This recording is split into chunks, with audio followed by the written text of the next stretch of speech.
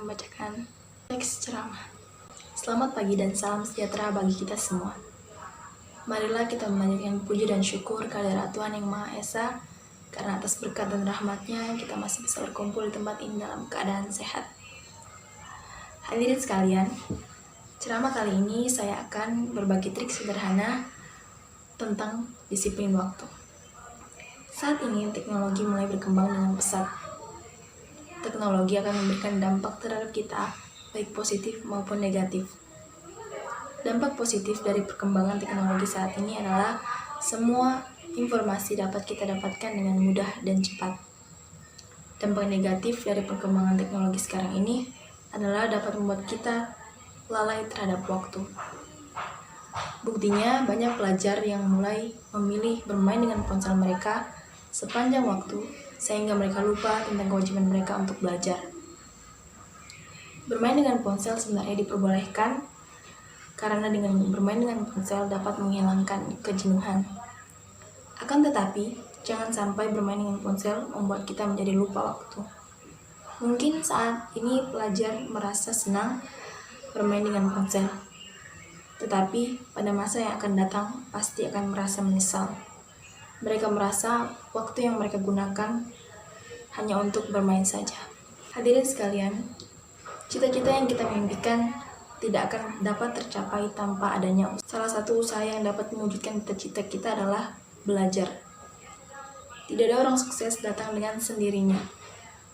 Kesuksesan akan sebanding dengan usaha yang telah kita lakukan untuk mewujudkan cita-cita kita.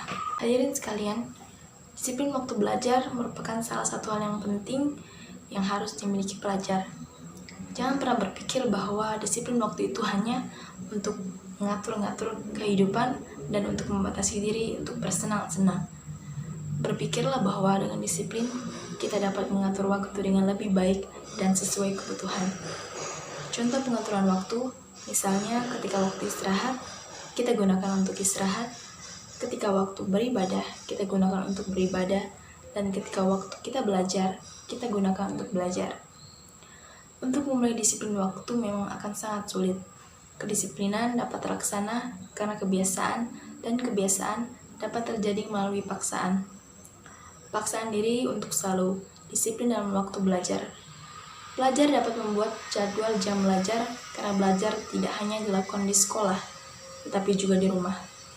Waktu di sekolah tidak lama dibandingkan waktu di rumah, sehingga jangan berpikir belajar hanya dilakukan di sekolah. Mulai sekarang, cobalah membuat jadwal belajar saat di rumah. Tentukan waktu 2-3 jam untuk belajar. Selanjutnya, kita harus dengan disiplin menantinya. Semoga nantinya dapat menjadi orang-orang yang sukses dan dapat mewujudkan mimpi yang kita inginkan.